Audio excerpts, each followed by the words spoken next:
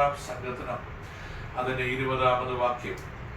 മാനത്തോടിരിക്കുന്ന മനുഷ്യൻ വിവേകഹീനനായാൽ മാനത്തോടെ ഇരിക്കുന്ന മനുഷ്യൻ വിവേകഹീനനായാൽ നശിച്ചു പോകുന്ന മൃഗങ്ങൾക്ക് തുല്യനത്രേ. നശിച്ച് പോകുന്ന മൃഗങ്ങൾക്ക് തുല്യനത്രേ. ഞാൻ വിവിധ വ്യാഖ്യാനങ്ങൾ അതുമായി ബന്ധപ്പെട്ട് ഉറപ്പിച്ചു. മാനത്തോടിരിക്കുന്ന എന്ന് വെച്ചാൽ റെസ്പെക്ട്ഫുൾ അഥവാ വെൽത്തി എന്നാണ് അവിടെ എഴുതിയിരിക്കുന്നത്. എന്നാൽ ഞാൻ അതിനോട് ചേർത്ത് പല വാക്കുകൾ ഞാൻ ഉപയോഗിച്ചു. ശാരീരിക ബലമുണ്ടെങ്കിലും സാമ്പത്തികമുണ്ടെങ്കിലും ATM-ൽ നിറച്ച നന്മയുണ്ടെങ്കിലും ആരോഗ്യമുണ്ടെങ്കിലും ആയുസ്സുണ്ടെങ്കിലും അത് ബന്ധുബലമുണ്ടെങ്കിലും വിദ്യാഭ്യാസമുണ്ടെങ്കിലും അഭിഷേകമുണ്ടെങ്കിലും കൃപാവരമുണ്ടെങ്കിലും വിവേകഹീനനായാൽ നശിച്ചു പോകുന്ന മൃഗങ്ങൾക്ക് തുല്യനാണ്. ഞാൻ കഴിഞ്ഞ 2 ദിവസങ്ങളായി വിവേകം വെളിപ്പെടേണ്ട 3 മേഖലകളെ കുറിച്ച് നിങ്ങളെ ഓർപ്പിച്ചു. അത് വീണ്ടും ഒന്ന് സ്പർശിച്ചു പോകുന്നു. അതൊന്ന് ശുശ്രൂഷിക്കാൻ ആഗ്രഹിക്കുന്നു. ഒന്ന്, നമ്മുടെ മാതാപിതാക്കളോടുള്ള ബന്ധത്തിൽ, പ്രായമായ മാതാപിതാക്കളോടുള്ള ബന്ധത്തിൽ നമ്മുടെ വിവേകം എന്തായിരിക്കണം, എങ്ങനെ അവരോട് ഇടപെടണം, എങ്ങനെ ഇടപെടരുത് എന്ന പരിശുദ്ധാത്മാ നമ്മളെ ഓർപ്പിച്ചു. 2, അതായത് ദീർഘകാലമായി ക്ഷമിപ്പാൻ കഴിയാത്ത വിഷയങ്ങൾ, അത് ബന്ധുക്കളോട്, സ്വന്തക്കാരോട്, തലമുറയോട്, ചർച്ചക്കാരോട്, കൊളീഗ്സിനോട് ക്ഷമിപ്പാൻ കഴിയാത്ത വിഷയങ്ങളിലൂടെ കടന്നു പോകുന്നവർ. ദാവീദിന്റെ ജീവിതാനുഭവം വെച്ച് ഓർപ്പിച്ചല്ലോ.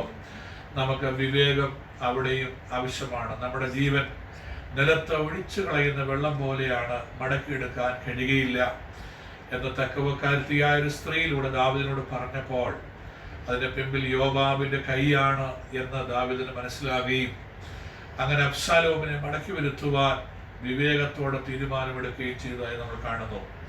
3-ാമത്തെ മേഖല നമ്മുടെ സാമ്പത്തികമായ കാഴ്ചപ്പാടാണ്.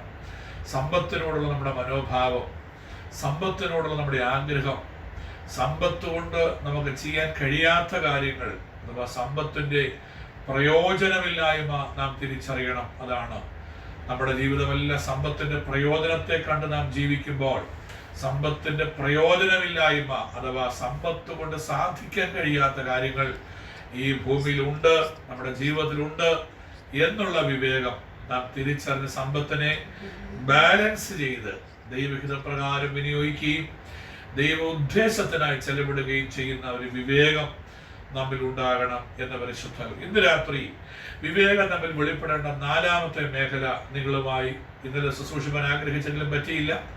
ഇന്ന് രാത്രി പരിശുദ്ധാത്മാവിനെ ഹേമിക്കുന്നത് കൊണ്ട് ഞാൻ ഓർപ്പിക്കുന്നു. ഇത് കേൾക്കേണ്ട എല്ലാവരും ഇവിടെ സൂമിലും ഫേസ്ബുക്കിലും ഇല്ല എന്ന് എനിക്കറിയാമെങ്കിലും ഇന്നല്ലെങ്കിൽ നാളെ ആ കുടുംബങ്ങളെയൊക്കെ പരിശുദ്ധാത്മാവ് ഇത് കേൾക്കുവാൻ ഒരവസരം കൊടുക്കുന്നുവെങ്കിൽ അതവരുടെ ജീവിതത്തിൽ ഏറ്റവും ധന്യമായി തീരും എന്ന് ഞാൻ ആത്മാർത്ഥമായി പ്രാർത്ഥിക്കുകയാണ്. നമുക്കതിനാധാരമായി 4-ാമത്തെ വിവേകം വെളിപ്പെടേണ്ട മേഖല വായിക്കാം. 1 പത്രോസ് 3-ാം അധ്യായം 7-ാമത് വാക്യം. 1 പത്രോസ് 3, 7-ാമത് വാക്യം. അങ്ങനെ തന്നെ ഭർത്താക്കന്മാരെ, നിങ്ങളുടെ പ്രാർത്ഥനയ്ക്ക് മുടക്കം വരാതിരിക്കേണ്ടതിന് വിവേകത്തോടെ ഭാര്യമാരോട് കൂടെ വസിച്ച് സ്ത്രീജനം ബലഹീന പാത്രമെന്നും അവർ ജീവന്റെ കൃപയ്ക്ക് കൂട്ടവകാശികളെന്നും ഓർത്ത് അവർക്ക് ബഹുമാനം കൊടുപ്പീൻ. ശ്രദ്ധിക്കുക, ഇവിടെ ഭർത്താക്കന്മാരോടുള്ള ബന്ധത്തിലാണ് വിവേകം ആവശ്യമായി ഇവിടെ എഴുതിയിരിക്കുന്നത്. അപ്പോൾ നിങ്ങൾ ചിന്തിക്കും, സഹോദരന്മാരിക്കും പാസ്റ്റർ ഞങ്ങളുടെ ഭാര്യമാർക്ക് ആർക്കും ഇത് വേണ്ടേ? അങ്ങനെ ഒരിക്കലും ധരിക്കരുത്. വിശുദ്ധ ബൈബിളിലെ എല്ലാ വാക്യങ്ങളും പുരുഷനെ സംബന്ധിച്ച്, പുരുഷന്മാരെ അഡ്രസ് ചെയ്ത് എഴുതിയിരിക്കുന്ന എല്ലാ വാക്യങ്ങളും സ്ത്രീകൾക്ക് ബാധകമാണ്. കാരണം ആദ്യമേ സ്ത്രീകളോടുള്ള ഉപദേശമാണ് പറയുന്നത്, അതിനുശേഷമാണ് പുരുഷനോടുള്ള ഉപദേശം പറയുന്നത്. അല്ലാതെ സ്ത്രീകൾക്ക് വിവേകം ആവശ്യമില്ലെന്ന് ഒരിക്കലും അതിന് അർത്ഥമില്ല. പുരുഷനാണ് അഥവാ ഭർത്താവിനാണ് വിവേകം ആവശ്യമുള്ളത് എന്നും അതിനർത്ഥമില്ല.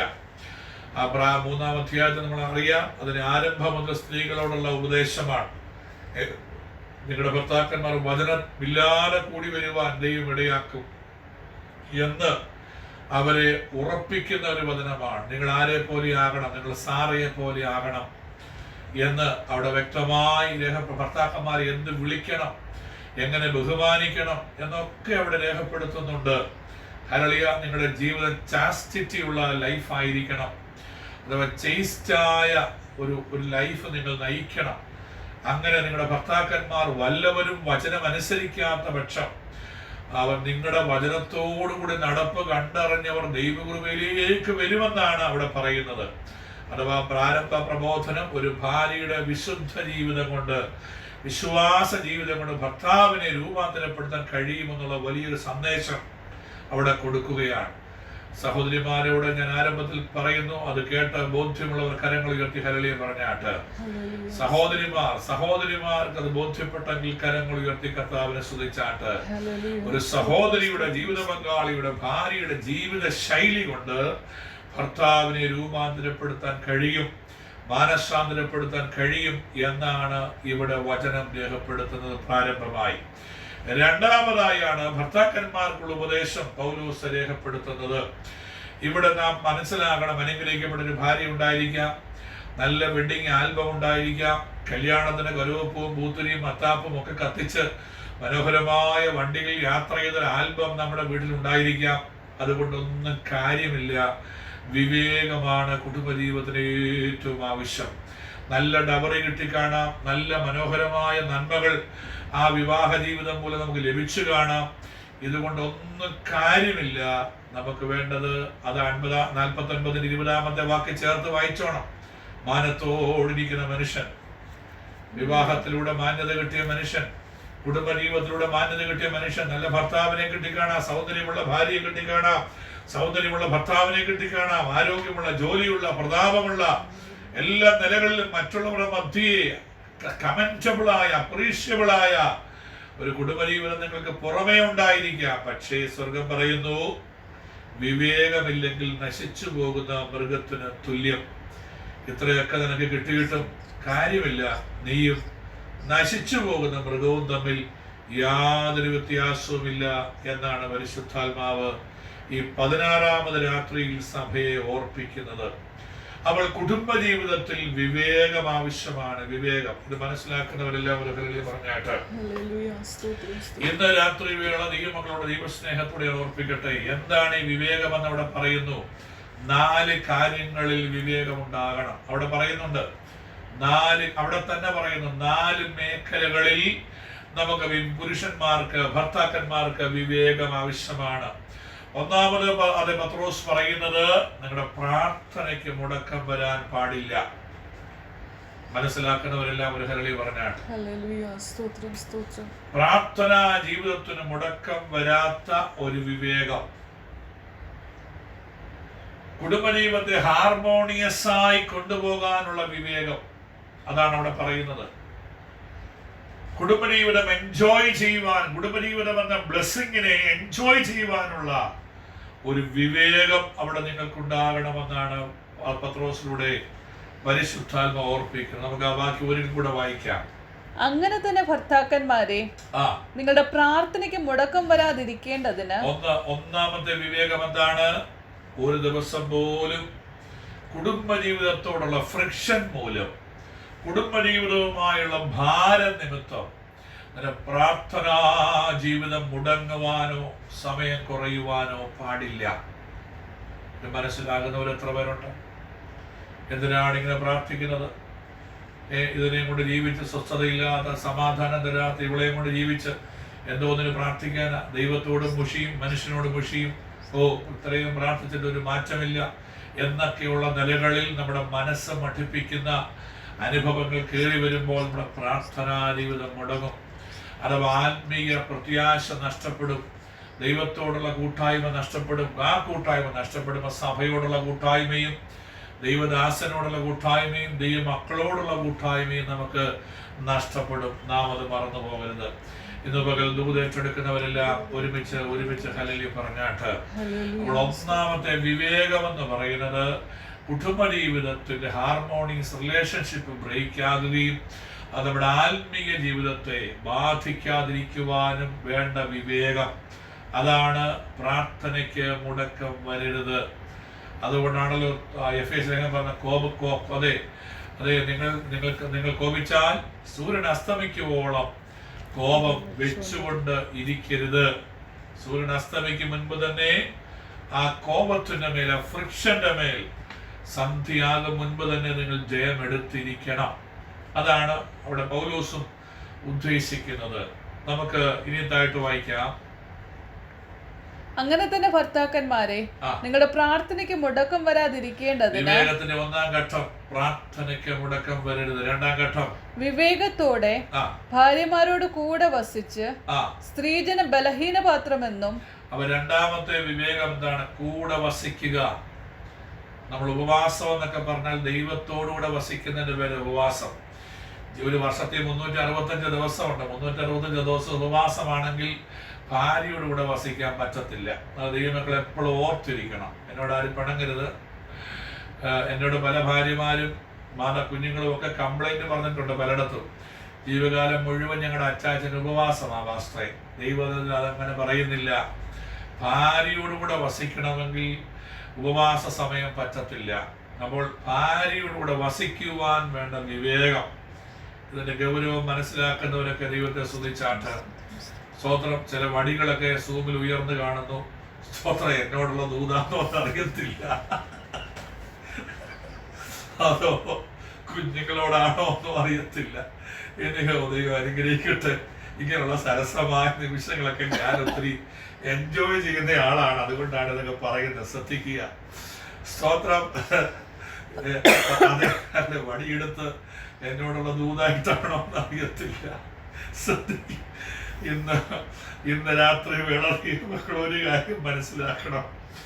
ജീവകാലം മുഴുവൻ ഉപവാസത്തിൽ തുടർന്നാൽ നമ്മുടെ ഈ വിവേകത്തിനൊരു കുഴപ്പമുണ്ട്. അങ്ങനെ തുടരണമായിരുന്നെങ്കിൽ നാം വിവാഹം കഴിക്കാൻ പാടില്ല. ഇന്ന് രാത്രി വേളയിൽ വചനം മനസ്സിലാക്കുന്ന ദൈവമക്കളെ ഓർത്ത് കർത്താവിനെ സ്തുതിക്കുകയാണ്. അപ്പൊ ശ്രദ്ധിക്കുക.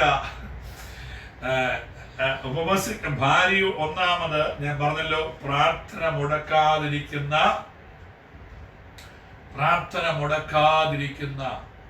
വിവേകം. രണ്ടാമത്തെ വിവേകം എന്ന് വെച്ചാൽ ഭാര്യയോടുകൂടെ വസിക്കുന്ന വിവേകം. ഭാര്യ എപ്പോഴും പ്രതീക്ഷിക്കുന്ന നമ്മുടെ ഒരു ഭർത്താവിന്റെ കമ്പാനിയൻഷിപ്പാണ്. ജോലിക്ക് പോകുമ്പോൾ അത് പറ്റത്തില്ല, എനിക്ക് അച്ചാച്ചനെ കാണണമെന്ന് പറഞ്ഞാൽ സാരമായ കുഴപ്പമുണ്ട്, എന്നെ വിളിച്ച് പറയുക, നമുക്ക് ശക്തമായി പ്രാർത്ഥിക്കാം. അപ്പോൾ ഞാൻ പറഞ്ഞത്, പ്രായോഗിക തലത്തിൽ സാധ്യമാകുന്ന നേരങ്ങളിലെങ്കിലും അവൈലബിൾ ആകുക എന്നുള്ളതാണ് ഒരു ഭർത്താവിന്റെ കടമ. ഇത് മനസ്സിലാക്കുന്നവർ എത്ര പേരുണ്ട്? ഭർത്താക്കന്മാരെ ആരും കൈപൊക്കി കാണുന്നില്ല. മനസ്സിലായി കുഴപ്പിയിരിക്കുകയെന്ന് തോന്നുന്നു. സ്തോത്രം. ഇന്ന് രാത്രി വേളയിൽ ദൈവസ്നേഹത്തോടെ ഓർപ്പിക്കട്ടെ, ഇതിന് വലിയ പ്രാധാന്യമുണ്ട്. പൗലോസ് പറയുന്നുണ്ട്, അകന്നിരിക്കേണ്ടുന്ന സമയത്തെ കുറിച്ച് പൗലോസ് പറയുന്നുണ്ട്. പ്രാർത്ഥനയ്ക്ക് പരസ്പര സമ്മതത്തോടെ അല്ലാതെ എന്നൊരു പദം പൗലോസ് കൊരിന്ത്യ സഭയെ പഠിപ്പിക്കുന്നുണ്ട്. അപ്പോൾ സഹിത്വത്തിൽ നകന്നിരിപ്പാൻ, സാന്നിധ്യത്തിൽ നകന്നിരിപ്പാൻ ഭാര്യയുടെ അനുവാദം ആവശ്യമാണെന്ന് നമ്മുടെ അവിടെ ഒരു വചനത്തിൽ എഴുതിയിട്ടുണ്ട്. സ്തോത്രം. പ്രാർത്ഥനയ്ക്കല്ലാതെ എന്ന് പറഞ്ഞാൽ ആത്മീയ വിഷയങ്ങൾക്ക് ഉപവാസത്തിനുമല്ലാതെ ആ സഹവർത്തത്തിൽ നകന്നിരിക്കുവാൻ പാടില്ല. ഇതാണ് രണ്ടാമത്തെ വിവേകം. ഈ ദൂത് മനസ്സിലാക്കുന്നവരെല്ലാം ഒരു ഹരളി പറഞ്ഞാട്ട്. മൂന്നാമത്തെ വിവേകം താഴോട്ട് വായിച്ചാട്ട്. ഞാൻ അതൊക്കെ പ്രസംഗിച്ച് പിടിച്ചിരുന്ന 9 കഴിയും. അവിടെ നിങ്ങൾ ശ്രദ്ധിച്ചാണ്, ഇതായിട്ട് വായിച്ചാണ്. സ്ത്രീജനം ബലഹീന പാത്രമെന്നും. മൂന്നാമത്തെ വിവേകം എന്ന് പറഞ്ഞാൽ, നിന്റെ ഭാര്യയ്ക്ക് എത്ര മസിലുണ്ടെങ്കിലും, നിന്നേക്കാൾ എത്ര കിലോ വെയിറ്റ് കൂടിയതാണെങ്കിലും, നാക്ക് പൊതുവേ അവർക്ക് കൂടുതലായിരിക്കും ചിലർക്ക്, ഇതൊന്നും നീ കാര്യമാക്കല്. ഇവർ സൃഷ്ടിപ്പിന്റെ പ്രത്യേകത, ഇവർ ബലഹീന പാത്രമാണ്. ഒരു ഭാര്യയെ കാണേണ്ടത് എങ്ങനെയാണ്? സ്റ്റീൽ പാത്രമായിട്ട്, ചരുവ് പാത്രമായിട്ട്, ചരുവൻ പാത്രം കുടുംബ പാത്രമായിട്ടുമല്ല കരുതേണ്ടത്. ഭാര്യയെ കരുതേണ്ടത് ബലഹീന പാത്രം. സ്തോത്രം. നിങ്ങള് എയർപോർട്ടിലൊക്കെ പോകുന്നവരാണല്ലോ വർഷത്തിലൊരിക്കലെങ്കിലും. അപ്പൊ അവിടെ ലഗേജ് വിടുമ്പം നമ്മൾ പറയും, സാറേ, മാഡം, സാർ, ഇത് പൊട്ടുന്ന സാധനം അകത്തുണ്ട്. അപ്പോൾ അവരൊരു വൈൻ ഗ്ലാസിന്റെ പടം എടുത്തൊട്ടിക്കും, handle with care, breakable items inside.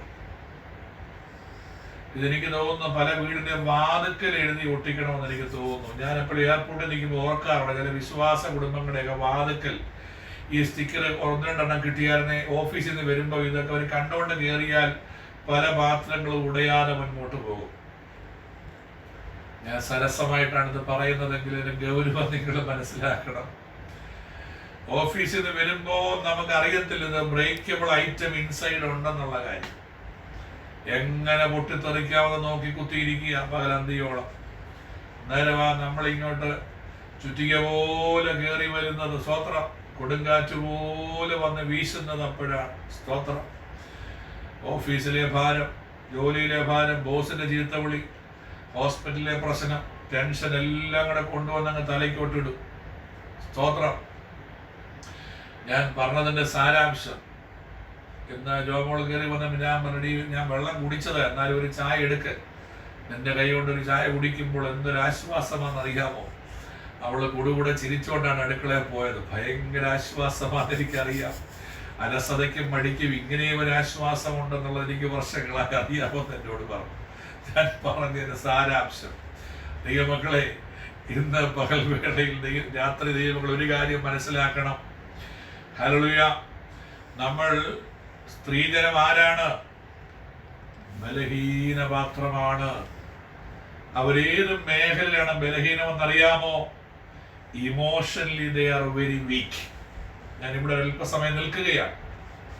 ഒന്നാമത്തെ വിവേകം, നമ്മുടെ ആത്മീയ ജീവിതത്തെ ബാധിക്കാത്ത, ആത്മീയ ജീവിതം വർദ്ധിക്കുന്ന ഒരു കുടുംബജീവിതം നാം നയിക്കുക എന്നുള്ളത് ഒന്നാമത്തെ മേഖല. രണ്ടാമത്തെ മേഖല ഓർപ്പിച്ചാൽ കൂടെ വസിക്കുക എന്നുള്ള മേഖല. മൂന്നാമത്തെ കാര്യമാണല്ലോ ഞാൻ ഈ പറയുന്നത്, നിങ്ങളുടെ ഏകാഗ്രത അത് ഡിസ്ട്രാക്റ്റഡ് ആകരുത്. മൂന്നാമത്തെ മേഖലയാണ് നമ്മളിപ്പോൾ ധ്യാനിക്കുന്നത്. സ്ത്രീജനം ആരാണ്? ബലഹീന പാത്രമാണ്. ഇത് മനസ്സിലാക്കാൻ താല്പര്യമുള്ള ഭർത്താക്കന്മാർ മാത്രം കരങ്ങൾ ഉയർത്തി ഹല്ലേലൂയ പറഞ്ഞാട്ട്. ഈ ഉപവാസ പ്രാർത്ഥന 16ാമത് രാത്രി ഭർത്താക്കന്മാർ മനസ്സിലാക്കേണ്ട കാര്യം, നിന്റെ ഭാര്യ ഒരു ബലഹീന പാത്രമാണ്. ഇതിനേക്കാൾ ശമ്പളം കാണാം, വിദ്യാഭ്യാസം കാണാം, പേഴ്സണാലിറ്റി കാണാം, കഴിവ് കാണാം, ഇതെല്ലാം കാണാം. പക്ഷേ your wife is highly vulnerable to emotional breakdowns. നിങ്ങൾ കൈയടിക്കത്തില്ലെന്ന് എനിക്കറിയാം, അന്യഭാഷയും വരത്തില്ലെന്ന് എനിക്കറിയാം. നിങ്ങളുടെയും കുഴപ്പമില്ല, എന്റെയും കുഴപ്പമല്ല, അത് മെസ്സേജിന്റെ കുഴപ്പമാണ്. ശ്രദ്ധിക്കുക. ഇത് മനസ്സിലാകുന്നവർ എത്ര പേരുണ്ട്? സ്ത്രീജനം ബലഹീന പാത്രമാണ് എന്ന് വചനം പഠിപ്പിക്കുന്നു. ഭാര്യ എത്ര കഴിവുള്ളവളും സാമർഥ്യമുള്ളവളും ആണെങ്കിലും അവളുടെ സൃഷ്ടിപ്പിൽ ഒരു വൾണറബിലിറ്റി ഉണ്ട്. ഈസിലി ബ്രേക്കബിൾ ആയ ഒരു ഇമോഷണൽ ഫാക്ടർ അവളിൽ ഉണ്ട് എന്ന് നിങ്ങൾ മനസ്സിലാക്കണം. ഞാൻ ഈ വചനം ധ്യാനിക്കുമ്പോൾ കർത്താവിനെ പഠിപ്പിച്ച ചില കാര്യങ്ങൾ നിങ്ങളുമായി പങ്കുവയ്ക്കാം. ഒരു ജീവിത പങ്കാളിയുടെ ഇമോഷണൽ നീഡ്സ് ഒരു ഹസ്ബൻഡ് അറിഞ്ഞിരിക്കണം. ഇല്ലെങ്കിൽ നശിച്ചു പോകുന്ന മൃഗത്തിന് തുല്യം. നിങ്ങൾക്ക് ഇഷ്ടപ്പെടത്തില്ല, എൻ്റെ ഭർത്താവിനെ കയറി മൃഗമെന്നൊക്കെ വിളിക്കുന്നു എന്നൊക്കെ ചില ഭാര്യമാർക്ക് തോന്നാം. പക്ഷെ എന്നോട് കർത്താവ് പറയുന്ന ദൂതാണ് ഞാൻ പറയുന്നത്. നിങ്ങൾക്ക് സൗന്ദര്യം കാണാം, കഴിവ് കാണാം, പ്രാപ്തി കാണാം, അറിവ് കാണാം, സമ്പത്ത് കാണാം, എല്ലാ കുഞ്ഞുങ്ങളുണ്ടായിരിക്കാം, എല്ലാം ഉണ്ടായിരിക്കാം. പക്ഷേ ഭാര്യയുടെ ഇമോഷണൽ നീഡ്സ്, വൾണറബിലിറ്റി തിരിച്ചറിയാൻ കഴിയാത്ത ഭർത്താവ് 49-ാം സങ്കീർത്തനം 20-ാം വാക്യപ്രകാരം നശിച്ചു പോകുന്ന മൃഗങ്ങൾക്ക് തുല്യമാണ്. ഇതിന്റെ ഗൗരവം മനസ്സിലാക്കുന്നവർ എത്ര പേരുണ്ട്? അനേക കുടുംബങ്ങൾ തകരുന്നത് ഈ ഇമോഷണൽ വൾണറബിലിറ്റി ഹാൻഡിൽ ചെയ്യുവാൻ ഭർത്താക്കന്മാർക്ക് കഴിയാതെ വരുന്നത് കൊണ്ടാണ്. ചില സമയത്ത് ഈ ഇമോഷണൽ വൾണറബിലിറ്റി എന്ന് വെച്ചാൽ വലിയ വിഷയമാണ്. ഞാൻ അവനെ പഠിച്ചപ്പോഴൊക്കെ എനിക്ക് മനസ്സിലായത്, ജീവിത പങ്കാളിയുമായി ബന്ധപ്പെട്ട് അവളുടെ ഇമോഷണൽ റിക്വയർമെന്റ് എന്ന് പറഞ്ഞാൽ മിനിമം 10 എണ്ണമാണ്. 10 എണ്ണം. നിങ്ങളൊരു പേപ്പർ എടുക്കാമോ? ഇപ്പം ഞാൻ ചുമ്മാ ചോദിക്കുക, ഇതിലൊരു 5 എണ്ണം വലിയ എഴുതാമെങ്കിൽ നിങ്ങൾക്ക് ഞാൻ ഒരു 80% മാർക്ക് തരാം. വിവേകം ഉണ്ടെന്ന്. സഭയുടെ അടിസ്ഥാന യൂണിറ്റ് കുടുംബമാണ്, നാം അത് മറക്കരുത്. ബാഹ്യമായി കാണുമ്പോൾ എല്ലാം സന്തോഷമായിരിക്കാം, ബാഹ്യമായി കാണുമ്പോൾ എല്ലാവർക്കും ആനന്ദമായിരിക്കാം നമ്മുടെ കുടുംബത്തെ കുറിച്ചൊക്കെ കേൾക്കുകയും പറയുകയും ചെയ്യുമ്പോൾ. പക്ഷെ അകത്തെ ഹൃദയത്തിൽ, ആന്തരിക മനസ്സിൽ വേദന കൊണ്ട് നീറുന്നവരുണ്ട്. മനസ്സിന്റെ ഭാരം കൊണ്ട് ഇനി ആരോട് പറയാനാ, പറഞ്ഞിട്ടുമില്ലെങ്കിൽ കാര്യമൊന്നുമില്ല എന്നൊക്കെ ഓർത്ത് മടുത്തവരുണ്ട്. അങ്ങനെ അനവധി അനുഭവങ്ങളിലൂടെ കടന്നു പോകുന്ന സഹോദരിമാർ നമ്മുടെ ഇടയിലുണ്ട്. ഇതിന് ഗൗരവം മനസ്സിലാകുന്ന ദൈവമകളെ ഓർത്ത് കർത്താവിനെ സ്തുതിക്കുന്ന ഒരു ഭാര്യ ബലഹീന പാത്രം എന്നുള്ള ടോപ്പിക്ക് നിങ്ങൾ ആഴമായി പഠിക്കണം. എന്താണത്? ബലഹീന പാത്രമാണ്. എത്ര ബലമുണ്ടെന്ന് നമുക്ക് തോന്നിയാലും ഇമോഷണൽ ഫങ്ഷനിങ്ങിൽ, ഇമോഷണൽ ക്യാരക്ടറിൽ, ട്രെയ്റ്റ്സിൽ a woman is highly vulnerable. ഈ തത്വം മനസ്സിലാക്കി വേണം നമ്മൾ ഇടപെടാൻ. Handle with care. ഭാര്യ ഇമോഷണലി കരുതുള്ളുന്ന ഒരവസരം ഉണ്ടാകാം, നിന്ന് ഉറഞ്ഞു തുള്ളുന്ന അനുഭവങ്ങൾ ഉണ്ടാകാം, അല്ലെങ്കിൽ പൊട്ടിക്കരയുന്ന അനുഭവങ്ങൾ ഉണ്ടാകാം, നിരാശപ്പെടുന്ന അനുഭവങ്ങൾ ഉണ്ടാകാം. അപ്പൊ പെട്ടെന്ന് എയർപോർട്ടിലെ ബാഗേജിന്റെ സ്റ്റിക്കർ ഓർത്താൽ മതി. Handle with care, fragile. This emotional mood is highly fragile. മനസ്സിലാകുന്നവർ എത്ര പേരുണ്ട്? അപ്പൊ ഇന്ന് രാത്രി ദൂത് മനസ്സിലാകുന്നവർ എത്ര പേരുണ്ട്? മറ്റൊരാളുടെ ഇമോഷണൽ വൾണറബിലിറ്റി മനസ്സിലാക്കണമെങ്കിൽ നമ്മൾ ഒത്തിരി സാക്രിഫൈസ് ചെയ്യണം. അതിന്റെ പേരാണ് വിവേകം എന്ന് പറയുന്നത്. ദൂത് ഏറ്റെടുക്കുന്നവരെല്ലാം ഒരുമിച്ച് ഒരു ഹരളിയെ പറഞ്ഞു. അല്പസമയം എല്ലാവരും ആരാധിക്കാൻ കർത്താവ് പറയുന്നു. അല്പസമയം ദൈവത്തെ അന്യഭാഷകളിലും ബുദ്ധി കൊണ്ടുമൊക്കെ ആരാധിച്ചാൽ എല്ലാവരും നിങ്ങൾ ഇരിക്കുന്ന ഇടങ്ങളിൽ സരസമായ ചില ചിന്തകൾ നിങ്ങളുടെ മനസ്സിലേക്ക് കോറിയിട്ടുണ്ടെങ്കിലും അതിന്റെ ആഴമായ വിടുതൽ വചനത്തിലൂടെ നമ്മൾ വെളിപ്പെട്ടേ നമ്മുടെ കുടുംബം, നമ്മുടെ സഭയിലെ കുടുംബ ജീവിതങ്ങളിൽ ഡൈവോഴ്സ് കയറി വരാൻ പാടില്ല. നമ്മുടെ സഭയിലെ കുടുംബ ജീവിതത്തിൽ ഭിന്നതകൾ കയറി വരാൻ പാടില്ല. നമ്മുടെ സഭയിലെ കുടുംബ ജീവിതത്തിൽ ഒരു അനൈക്യത കയറി വരാൻ പാടില്ല. ഈ വചനം ഇന്ന് രാത്രി കേൾക്കേണ്ടവർ ഇവിടെ ഇല്ലെങ്കിലും ഒന്നെനിക്കറിയാം, ഈ സഭയിൽ ഈ വചനം ഒരു വലിയ ഒരു ബ്രേക്ക് ത്രൂ ആയി മാറാൻ പോവുകയാണ്. ദൈവത്തിന്റെ കുടുംബ ജീവിതത്തിലെ അവിവേകത്തിന്റെ കെട്ടുകൾ നീ അഴിച്ചു. നിന്റെ ജീവിതം മക്കളുടെ ഇമോഷണൽ നീഡ്സ് നീ അറിഞ്ഞേ കുടുംബ ജീവിതം നയിക്കാൻ കഴിയത്തു. അതിനെ കുറിച്ച് ഞാൻ പറഞ്ഞില്ല. 10 വിധ ഇമോഷണൽ നീഡ്സ് ഒരു ജീവിത പങ്കാളിക്കുണ്ട്. ഞാനത് ഓരോന്നൊന്ന് വായിച്ച് കേൾപ്പിച്ചിട്ട് ഞാൻ മുൻപോട്ട് പോകുവാൻ കർത്താവ് ശരണപ്പെടുന്നു. അതിനെ പ്രസംഗിപ്പാനൊരു ക്ലാസ് അല്ല ഇത് എന്നും കൂടെ ഓർപ്പിക്കുന്നു. അതുകൊണ്ട് എഴുതിയെടുക്കേണ്ടവർക്ക് എഴുതിയെടുക്കാം. 1, അഫെക്ഷൻ.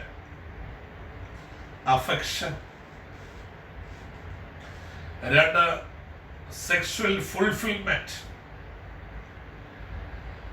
3, സ്തോത്രം, intimate conversation. 4, recreational companionship.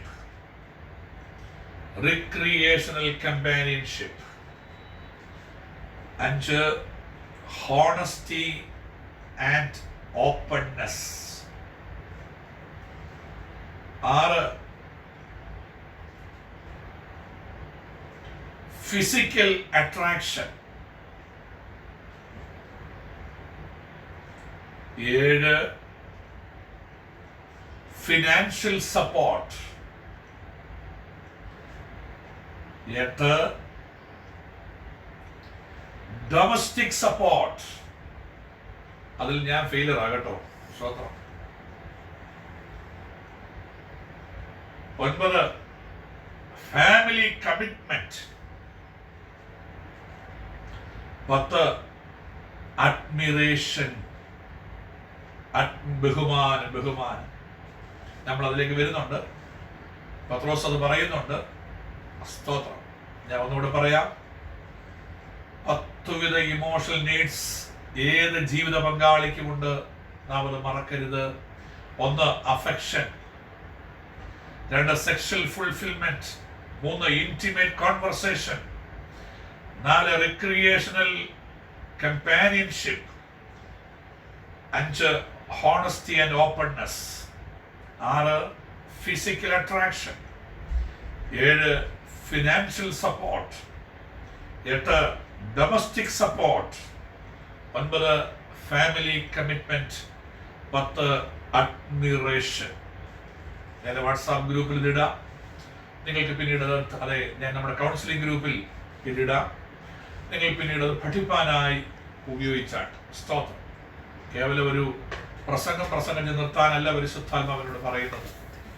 ഒരു രാത്രി കൊണ്ട് ഞാനോ നിങ്ങളോ ഇതിലേക്ക് തികഞ്ഞവരെ തീരുമെന്നും എനിക്ക് അവകാശമില്ല, ദൈവത്തിനുമില്ല. പക്ഷെ നാം അത് അങ്ങനെ ഈ ബലഹീന പാത്രം ഏതെല്ലാം മേഖലകളിലാണ് എന്ന് തിരിച്ചറിഞ്ഞ് ഏറ്റെടുക്കാൻ തയ്യാറായാൽ നമ്മുടെ ജീവിതത്തിൽ വലിയ വിടുതലുകൾ കുടുംബജീവിതം നടക്കാൻ പോകുകയാണ്. നമ്മിലൂടെ കർത്താവിന്റെ, നിങ്ങൾക്കറിയാം ഒരു കുടുംബജീവിതത്തിന്റെ പുതിയ നിയമത്തിലെ എന്താ ഫോർമുലയെന്ന്? പുരുഷൻ ക്രിസ്തുവിന്റെ അത് നെടിലും സ്ത്രീ സഭയുടെ നെടിലുമാണ്. ഇത് കല്യാണ വേദികൾ മാത്രം നമ്മൾ കേൾക്കാറുള്ളൂ. അതാണ് നമ്മുടെ പരാജയം.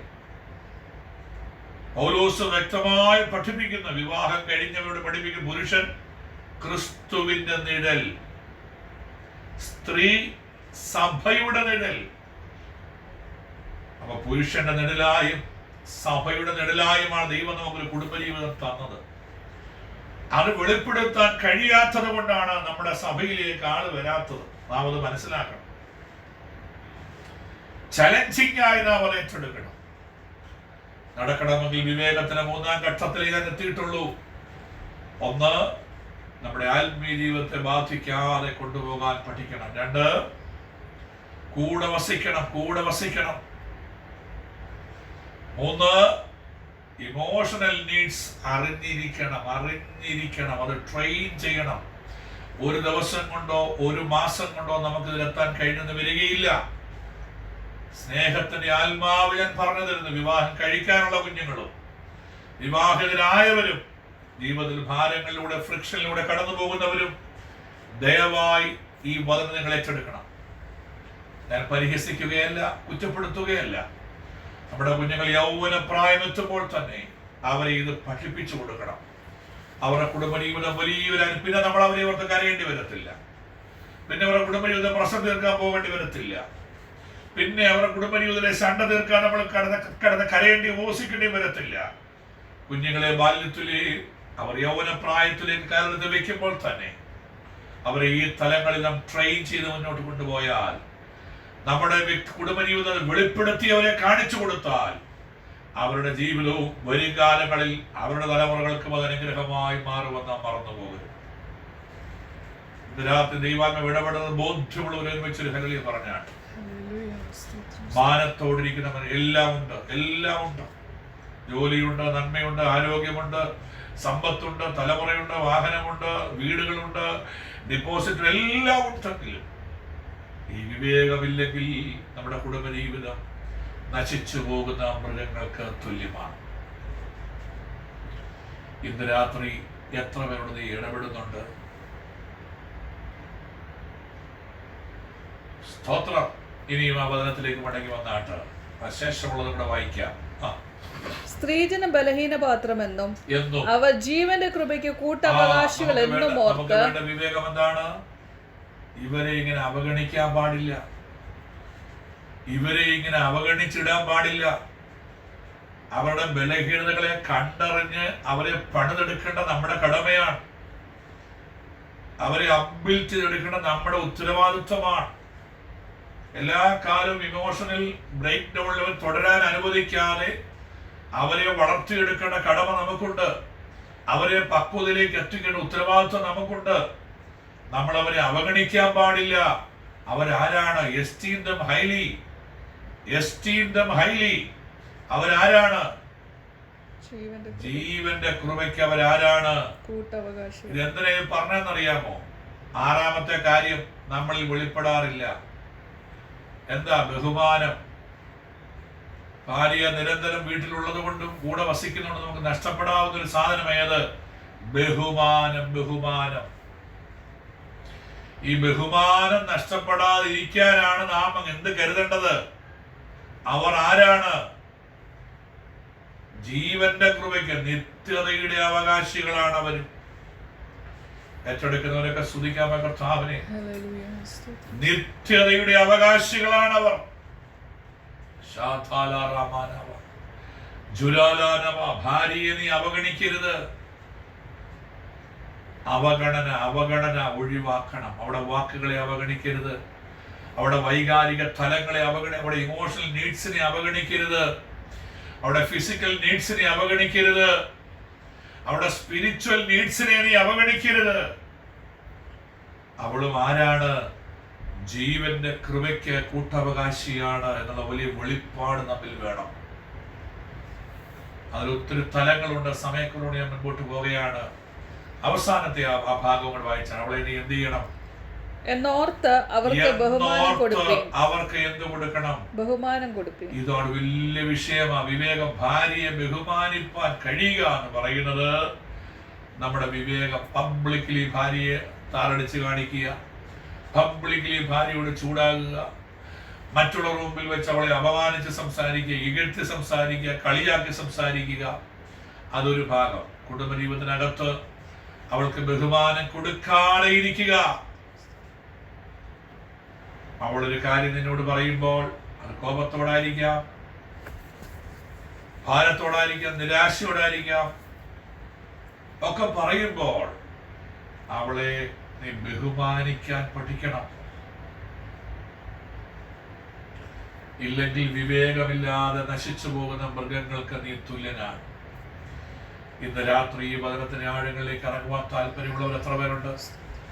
ഒരാഴ്ച എടുത്താൽ തീരാത്ത ക്ലാസ് ആണ് ഇതിനകത്ത് കിടക്കുന്നത്. ഒരാഴ്ച പ്രസംഗിച്ചാലും പഠിച്ചാലും തീരാത്ത ക്ലാസ്സുകൾ അവിടെ കിടപ്പുണ്ട്. എന്തുകൊണ്ട് ഇന്നത്തെ ദൈവമക്കളുടെ കുടുംബജീവിതം തകരുന്നു? എന്തുകൊണ്ട് ഡൈവോഴ്സിന്റെ പക്കത്തിലേക്ക് പോകുന്നു? എന്തുകൊണ്ട് മാതാപിതാക്കൾ അവരെ ചൊല്ലി കരയേണ്ടി വരുന്നു? എന്തുകൊണ്ട് നമ്മുടെ കുഞ്ഞുങ്ങളെ ചൊല്ലി നമ്മുടെ മാതാപിതാക്കൾ വേദനിക്കുന്നു?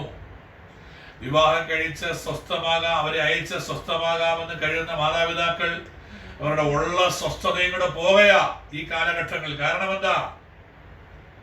കുടുംബജീവിതത്തിൽ സമാധാനമില്ല, അവരനുഗ്രഹമായി മുൻപോട്ട് പോകുന്നില്ല. കാരണം ഇവിടെയാണ് നമ്മുടെ ആൺമക്കൾ പഠിക്കേണ്ട ഒത്തിരി കാര്യങ്ങളുണ്ട്. ഇവിടെ പെൺകുഞ്ഞുങ്ങളെ പഠിപ്പിക്കേണ്ട ഒത്തിരി കാര്യങ്ങളുണ്ട്. അവര് വിദ്യാഭ്യാസമുണ്ട്, കമ്പ്യൂട്ടർ അവർക്ക് അറിയാമായിരിക്കാം, അല്ലെങ്കിൽ ലോകത്തിന്റെ ജ്ഞാനം അവർക്കുണ്ടായിരിക്കാം. പക്ഷേ ഒരു കുടുംബജീവിതം ഈ കാലത്ത് നയിക്കണമെങ്കിൽ വലിയ ദൈവകൃപയും വിവേകവും ആവശ്യമാണ്. ഇത് ഗ്രഹിക്കുന്ന ദൈവമക്കൾ കരങ്ങൾ ഉയർത്തിയൊരു ഹല്ലേലൂയ പറഞ്ഞാണ്. ആരോഗ്യമുള്ളത് കൊണ്ടോ പുഷ്ടിയുള്ളത് കൊണ്ടോ പ്രായം തികഞ്ഞത് കൊണ്ടോ ഒന്നും ഒരു വിവാഹം അനുഗ്രഹമായി പോകയില്ല. സമ്പത്തുള്ളത് കൊണ്ടോ ബാങ്ക് ബാലൻസ് ഉള്ളത് കൊണ്ടോ നല്ല അക്കൗണ്ടിൽ നല്ല സാലറി വരുന്നതുകൊണ്ട് ഒന്നും ഒരു കുടുംബം അനുഗ്രഹമായി പോകയില്ല. അങ്ങനെ ചിന്തിക്കരുത്. ഇരു പക്ഷത്ത് വിവേകമെന്ന ഒരു വരം ആവശ്യമാണ്. വിവേകം, prudence, intelligence, discerning, wisdom, insight. അതാണ് ആ വിവേകം എന്ന വാക്കിന്റെ 5 അർത്ഥങ്ങൾ. ഇന്ന് രാത്രി ദൂത് മനസ്സിലാക്കുന്നവർ ദൈവത്തെ ശ്രദ്ധിച്ചാൽ സമർപ്പിക്കുവാനായി നമുക്ക് ഏൽപ്പിച്ചുകൊണ്ട് അല്പസമയം എല്ലാ മാതാപിതാക്കളും യൗവനക്കാരും ഒന്ന് പ്രാർത്ഥിച്ചാൽ, കർത്താവേ, ഞാൻ കുടുംബജീവിതത്തിൽ പ്രവേശിച്ചെങ്കിൽ അങ്ങനെ പ്രാർത്ഥിക്കുക, പ്രവേശിച്ചില്ലെങ്കിൽ അത് വെച്ച് പ്രാർത്ഥിക്കുക. കർത്താവേ, എനിക്കൊരു ഫാമിലി ലൈഫ് നയിപ്പാൻ ആവശ്യമായ വിവേകം നീ തന്നെ അറിയാമേ. സഭയെ പ്രദാനം ചെയ്യുവാൻ, ക്രിസ്തുവിനെ വെളിപ്പെടുത്തുവാൻ നീ എന്നെ വിളിച്ചിരിക്കുക. അതിനാണൊരു ഭാര്യ എനിക്ക് തന്നത്, അതിനാണൊരു കുടുംബജീവിതം എനിക്ക് നൽകി തന്നത്. അത് പലപ്പോഴും പരാജയമായി കിടക്കുന്നു. കർത്താവേ, എനിക്കതിന് വിവേകമെന്ന വരം ആവശ്യമാണ്. ആരും വായടച്ചു വെച്ചിരിക്കും. എല്ലാവരും ഒന്ന് പ്രാർത്ഥിച്ചാൽ. മാനത്തോടിരിക്കുന്ന മനുഷ്യൻ വിവേകഹീനനായാൽ നശിച്ചു പോകുന്ന മൃഗങ്ങൾക്ക് അവൻ തുല്യനാണെന്ന് തിരുവനപ്പെട്ടിരിക്കുന്നു. ഇന്ന് രാത്രി ജയമേറ്റെടുക്കുന്നവർ എത്ര പേരുണ്ട്? ഈ വിവേകത്തിനെതിരെ വ്യാപരിക്കുന്ന പൈശാചിക വ്യാപാരങ്ങളുണ്ട്. നിന്നെ വിവേകമില്ലാത്തവനാക്കി മാറ്റുന്ന പൈശാചിക ബന്ധനങ്ങളുണ്ട്. വിവേകമില്ലാത്തവനാക്കി മാറ്റുന്ന പാരമ്പര്യ കെട്ടുകളുണ്ട്. വിവേകമില്ലാത്തവനാക്കി മാറ്റുന്ന ശാഠ്യത്തിന്റെ വ്യാപാരങ്ങളുണ്ട്. ഈ വിവേകത്തെ തടഞ്ഞ് ബന്ധിക്കുന്ന ഇരുട്ടിന്റെ ആധിപത്യങ്ങളുണ്ട്. ദിവസങ്ങൾ അവയെല്ലാം വെട്ടിമാറ്റി. കർത്താവേ, എന്റെ കുടുംബജീവിതം, എന്റെ തലമുറയുടെ കുടുംബജീവിതം, വിവാഹം കഴിച്ചിട്ടില്ലാത്ത എന്റെ കുഞ്ഞുങ്ങളുടെ കുടുംബജീവിതം, അനുഗ്രഹമാക്കി തീർക്കുവാൻ വിവേകത്തിന് ആത്മാവിനാൽ അങ്ങവരെ നിറയ്ക്കുമാറാകണമെന്ന് നമുക്ക് പ്രാർത്ഥിക്കാം. എല്ലാ കണ്ണുകളും ദൈവം അടയട്ടെ. അടച്ചുകൊണ്ടിരിക്കുമ്പോൾ പ്രിയ ജോലി ബ്രദർ ശബ്ദം ഉയർത്തി ഈ വിഷയം ദൈവസന്നിധിയിൽ പ്രാർത്ഥിക്കും. അതിനായി പ്രാർത്ഥിപ്പാൻ ദൈവനാമത്തിൽ